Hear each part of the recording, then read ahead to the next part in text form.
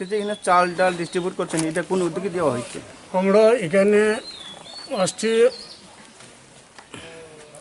যে দেশের পরিস্থিতি সবাই জানা আছে যে দেশের পরিস্থিতি খুব ভয়ঙ্কর স্থিতিতে চলছে।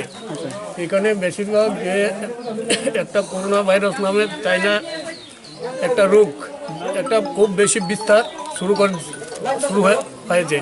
আর এটা রোকার জন্য শুধু ক্লোজ যতটুকু দূরে ডিস্টেন্স মেনটেন করা যায় ততটাই ভালো। এর জন্য আমাদের প্রধানমন্ত্রী সাহেব মানব সমাজের কল্যাণের জন্য লকডাউন চালু করেছে সমস্ত ভারতবর্ষে।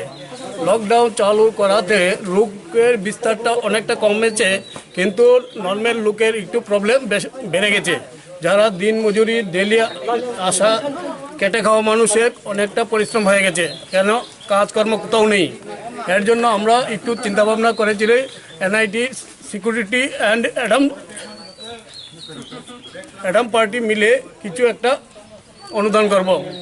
আর এটা করার মেন হয়েছে যে আমরা যতটুকু সমাজের জন্য একটু কাজ করতে পারি, আমাদের দেখে আরও অন্যান্য গ্রুপও এটা অনুসরণ করে সমাজের দুঃসময়ে ওদের সঙ্গে দেখবে। এখানে যে চাল ডাল দেওয়া হয়েছিল, এটা কি সরকারি কোনো সাহায্য আছে? এই চাল ডাল দেওয়ার কোনো সরকারি উদ্যোগ নেই।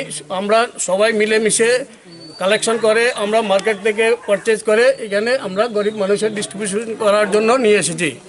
এটা এনআইটির private security and administration staff মিলে। এখানে মোট আমরা চাল দিচ্ছি 7.5 কুইন্টাল, আলু 300 কেজি, লবণ 150 কেজি, তারপর মশলা আছে, আলু আছে, ডিম আছে, সাবন আছে। আজকে যে দিয়েছিলেন কোন কোন পাড়া দিয়েছি? আজকে আমরা ফিলহাল 4টা পাড়াতে দিচ্ছি। মহন্তি শিকারি পাড়া, নবচরণ পাড়া আর ধুমতি রাম ভক্ত পাড়া। এটার মধ্যে টোটাল 94 পরিবারকে আমরা একটু অনুদান দিচ্ছি। বাকি থ্যাংক ইউ।